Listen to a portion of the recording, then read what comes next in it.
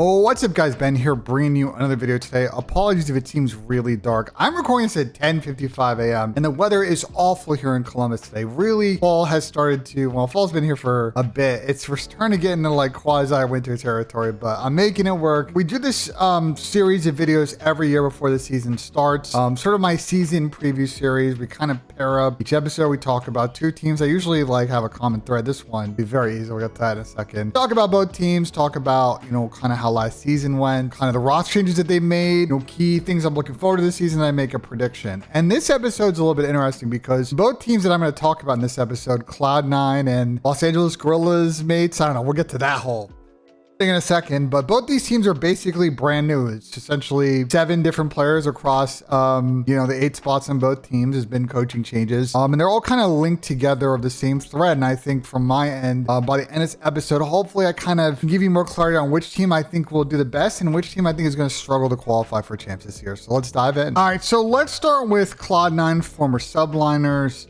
To recap last season very quickly, they off of their champs win Modern Warfare 2, they decide to make a roster change, picking up Dante aka Sib instead of keeping Priest around. And while Dante I thought had a pretty good season from a slaying standpoint, really did bring a bit of a better sort of slaying floor to this team. Unfortunately, the results were a lot more inconsistent than the year prior, and some of that I think was their team, some of that was in general like Optic and FaZe and Toronto and Thieves at the end of the season just coming in and being real forces. And I think that the common thread amongst this team was just they were getting upset a lot online. They had a slow start to the season, a major run where they got last, and they started to get better sort of throughout the year, but they were always sort of just kind of a non-factor on Sundays until Major 4, where they been on that really good losers bracket run. Like if you click through here and we scroll down, you'll see this was the Burbank event that they got bounced into losers pretty early by Atlanta FaZe, but they beat Minnesota, Vegas, Thieves, Toronto, LAG, surprise LAG, we'll get to that in a second, making it to winners finals, and they beat FaZe in 6 maps. And then they had a pretty good run at champs. They just kind of ran into the Optic kind of juggernaut at that event. And then so going into EWC, I thought that this team might be a factor. Obviously at that point, the Cloud9 thing had been kind of announced. We're like, okay, well, maybe they could win that one, take 2 events, and probably stick going into next season. EWC did not go particularly good for C9. They actually ended up losing to Seattle/Vancouver Surge in the qualification match of the 1-0 teams in Group B, and then they took care of Gentlemates, which was Bance's them team, pretty easily. Not to be confused with the next version of Gentlemates. Again, we'll get to later in this video. But unfortunately, they landed on Optic once again, and Optic sent them home top 8. And I have a feeling that this loss to EWC and maybe some of the momentum before with sort of salary considerations on the team, Paco wanting to maybe team with Scrap, who was sort of unstable at Toronto Ultra, who didn't play that good at the end of the year. We'll get to that in another video. Led to a lot of massive changes within the team. So this is your Cloud9 roster for this upcoming season. 2 of the players, Kismet and Skies, are on LAG. Gentlemates, again, we'll get to that in a second. D-Real, gone, no longer coaching. Sender, gone, no longer coaching this team. Both of them are on to different orgs now. Hydra has left, a bit of an interesting situation there. Still haven't really, I've been trying to lock down an interview from C9 Jack to understand exactly about Mopaco, but he's off to the super team on Thieves. So Sib is basically the only remaining piece from last year, including like management of the old org. So what they've done is they've kind of circled back a little bit of friendship cheese here through some multiple avenues. So you've got Mac coming back, Seattle Surge teammates with Sib. You got the Mac Kremp duo. They've had some past entanglements with each other.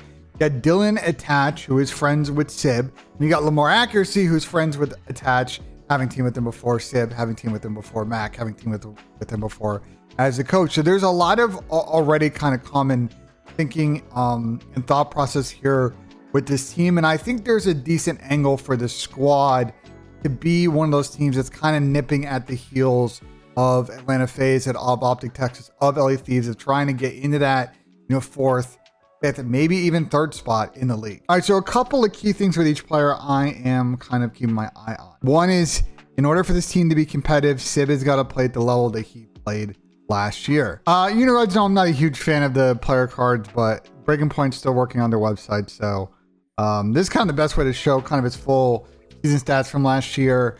Respawn Sib was a monster all year, and they need this version of Dante to consistently kind of slay to keep them at a good level, or I think they're going to get blown away by certain elements of this team. The only thing I am concerned a little bit about Dante and why I want to take a look at these stats was the search and destroy game out of him last year.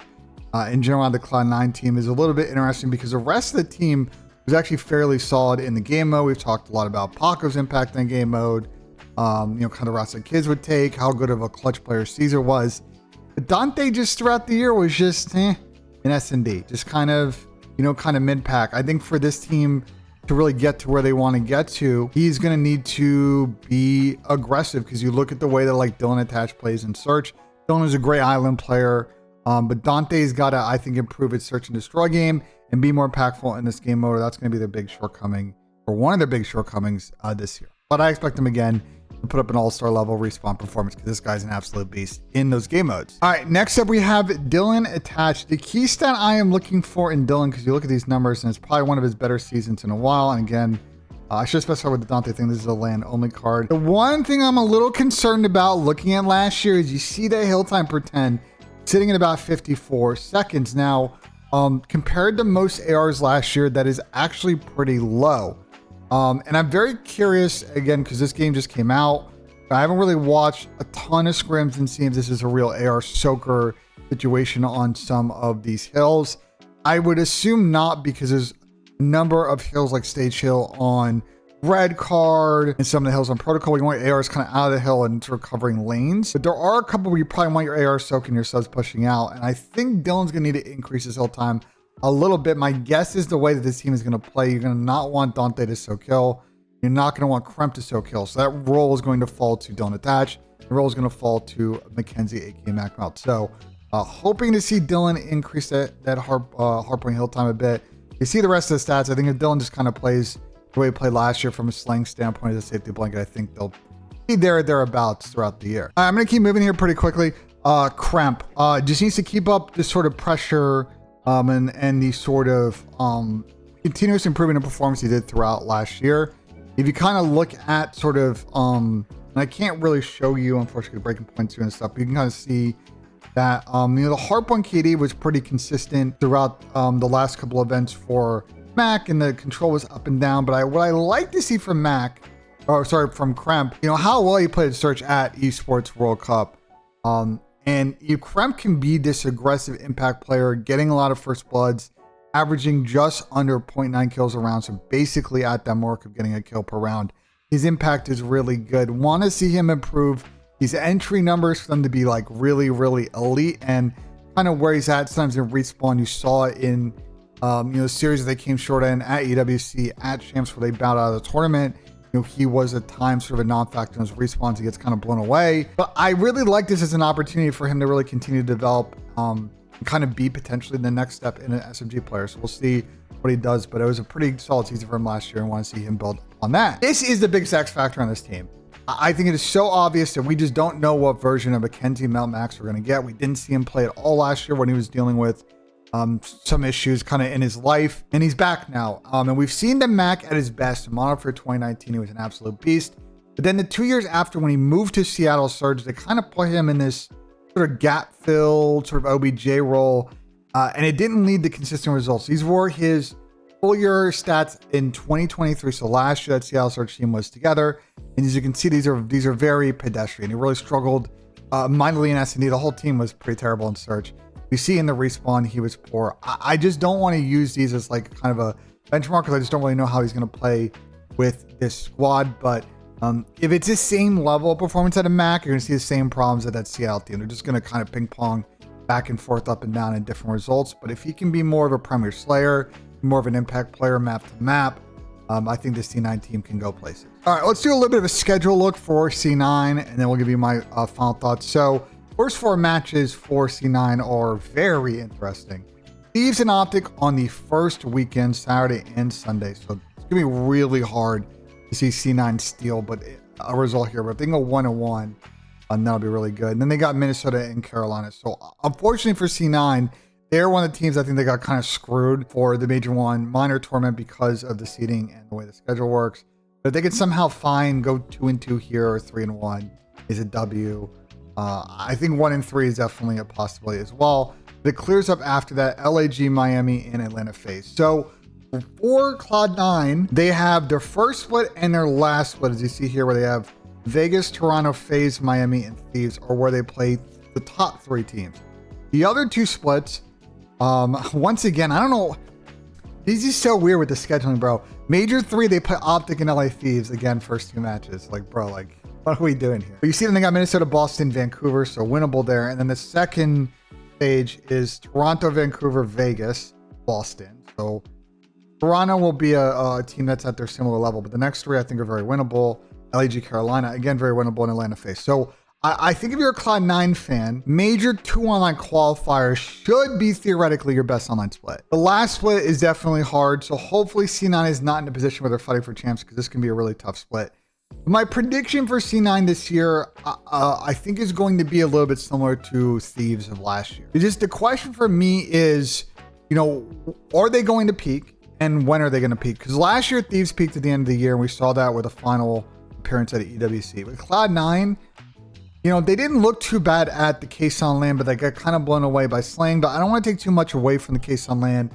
People barely knew the game. There were a lot of delays. I think Cloud9 is going to be pretty inconsistent match to match, is my prediction, until they really kind of figure out roles and everybody kind of gets comfortable. And especially Mac, I think it might take him a sec to get really going. But I think if this Cloud9 team really takes away lessons from Barca, from Madrid, well, I would say their peak will probably be in the middle of the season. Now, will they continue that into champs and be a factor at the end of the event, at the end of the year? I'm going to say no. I think they're going to be floating around top 6 for most of the year. And I got also a crazy prediction. I think either Kremp or Mac is not going to be on the team by the end of the season. And if I had to make a prediction right now, I think it's going to be Mac. I think, unfortunately, the way that this team is going to work out, I think if Mac really struggles early and they have a bad major 1 split, there's some people within that camp that maybe are probably second guessing themselves still about the lack of decision that Seattle made in Modern Warfare 2 about not making a change in the middle of the year. I wonder if they're going to have the same decision to make this year and they'll actually pull the trigger on it. But I don't think C9 is going to stick together all year. I think they'll be good. I think they'll be top 6 or thereabouts. Not the team on paper that I would 100% say I think is going to be the 4th best team. At one point I felt that way. Now I think that's probably Toronto. I think I'm worried about how all the pieces are going to fit together. And I could be wrong based on how scrims go. We haven't seen them play over the last couple of weeks. If they figure it out, this is not an easy first major schedule, but it could be a factor. They could not, but I do think they're going to be making roster changes here. They will make champs, I think, fairly comfortably. We'll see what they do at that event. All right. We got to talk about this. So there's been rumors here for a minute that the LAG unit was going to sell their spot. That's been telegraphed for about a year and a half. I guess this Gentlemates deal has taken so long, or negotiations haven't gone well, that they are combining for the season. I don't know if it's a deadline-based thing. I don't know if it's just how negotiations gone. It's going to be called the Los Angeles Guerrillas, mate. We got to GA this name, bro. I'm sorry. I am not calling them Los Angeles Guerrillas, mate, LAG, mate. We got it as a community, and I think I'm recording a flank episode tonight. We're going to probably workshop this. We got to come up with a better name, because this is horrific and is just impossible to say. That being said, I actually don't hate the jerseys. These are real, it feels like a South American football jersey to me. I don't know if y'all feel the same way, with the white trim, the stripes. It feels very Mexico or South American jersey style, and I actually don't hate it.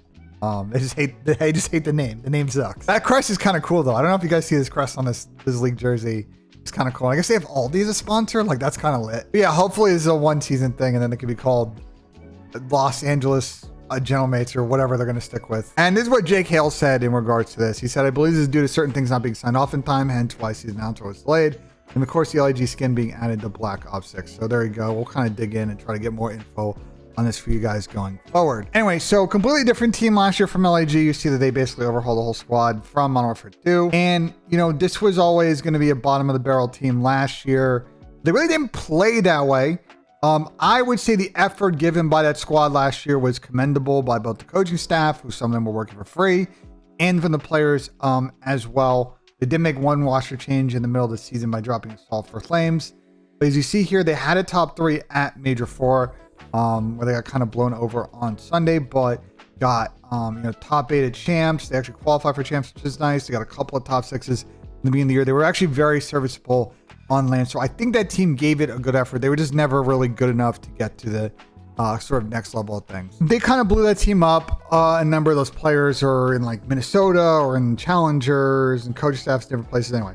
So this is the squad they have now. Everybody coming from different squads. Skies, Kismet, and D-Real coming over from New York Subliners. Lynn's coming over from Minnesota. So Lynn's basically the Hydra stand-in, and Priesta coming over from Boston. So this is basically, if you want to think about it, they're basically running back Modern Warfare to New York Subliners, but with a different Benelux player in Lynn's instead of Hydra. And no Troy Center Michael. So I have a lot of thoughts on this team, and we can go player by player, and it's going to be pretty clear that I have a sort of slaying concern on this team. Kiz definitely, if we compare, like, say, if I were to show you his 2023 stats, they're way better than this. Last year, he was kind of like all over the place, online, LAN, like the whole split of things was difficult. He was good in search, but the respawn online wasn't great. On LAN was much better, and they're going to need the version of the Bulldog that was online,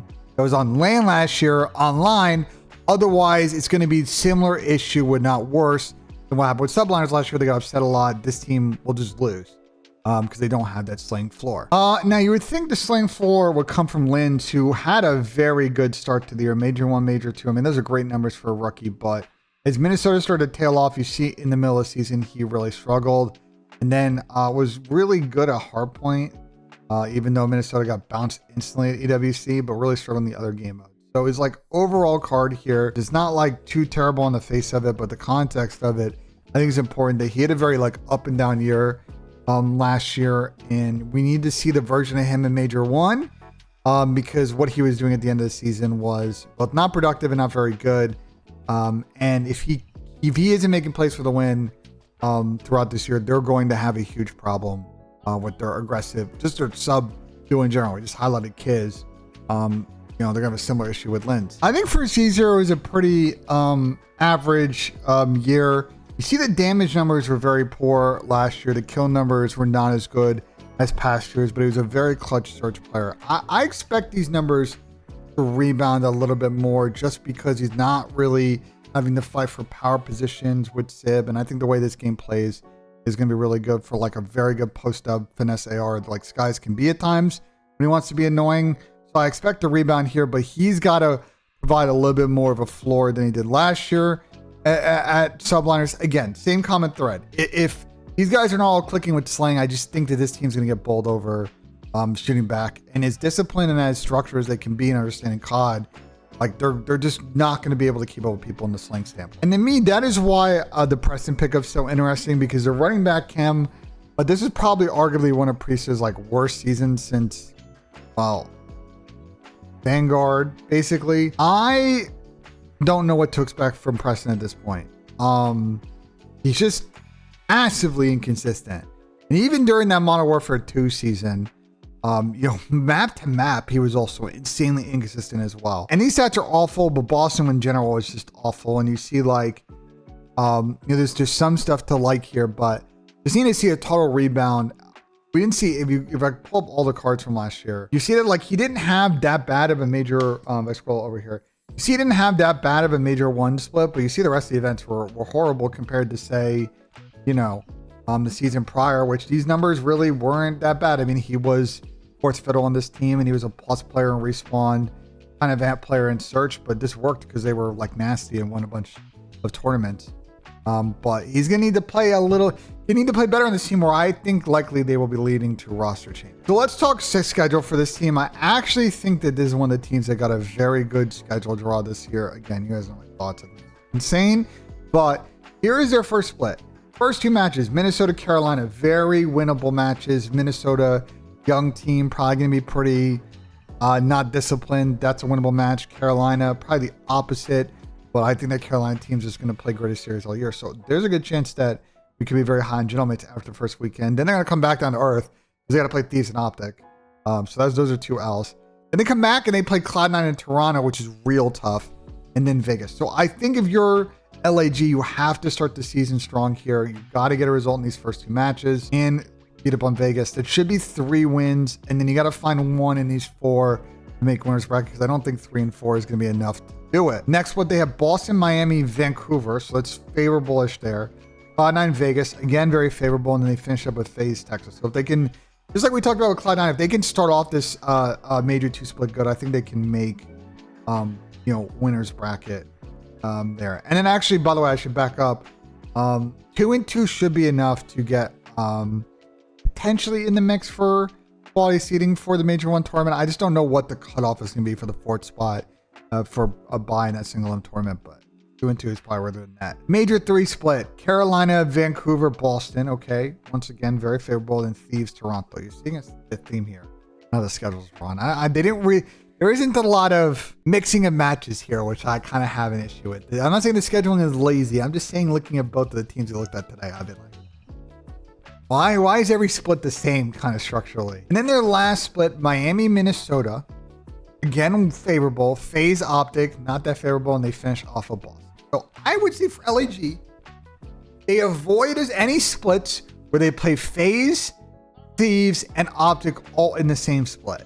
Like, if you, like, any team that dodges that trio, because that should be mostly 3 quasi automatic L's, you're getting a good draw. I think the difficulty for LAG, Gentlemates, whatever we're calling them now, I'm just calling them Gentlemates, bro, is, let's say we talk about this first split. I find the middle of this split in January is going to be incredibly difficult for this team. Thieves, Optic, Cloud9, Toronto back-to-back could be a 4-game loss streak for this squad.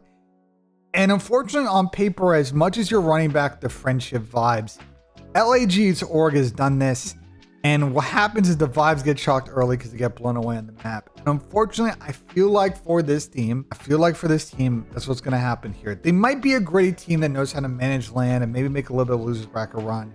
I think the team is going to struggle to make an impact online. They're going to be fighting for a champ spot all year. And I just think that this roster is just not going to stick. I think Skies will hold down a spot all year. I think Kiz, if he improves performance, should hold down a spot all year. Preston's probably the most likely person that might be taking a walk. Linz as an aggressive sub player, if he can't rebound, and there's some real promising players and challengers could get replaced. But I kind of expect sort of the old subliners duo plus Real to really scheme here to try and improve their team throughout the year. But unfortunately for LAG, Gorilla mates, or whatever, LAG mates, something like that, I think they're going to be battling all season to make champs. They might sneak an 8th spot, but I think most likely, I think this team's going to miss out on champs. So yeah, long video. I know these preview videos can be long, and this is a bit of an interesting situation with sort of the Los Angeles Guerrillas mates and Cloud9 New York situations. 2 teams kind of attached to the hip because of the roster changes. I think T9's the one that's going to benefit the most from the changes, and I'm just not super high on what LAG has to offer this year. But there could be surprises. Every season, there's always one team that we just kind of don't expect to play well, end up playing well, and maybe LAG is it. I don't really know. They were kind of struggling earlier on in the year on scrims when we were seeing them stream, but we haven't seen them in a while. And Cloud9, I think, won't be super consistent compared to maybe, say, Toronto. Let me know in the comments what you guys think of today's preview video. Like if you enjoyed, subscribe for more. And as always, guys, we'll see you on the next one.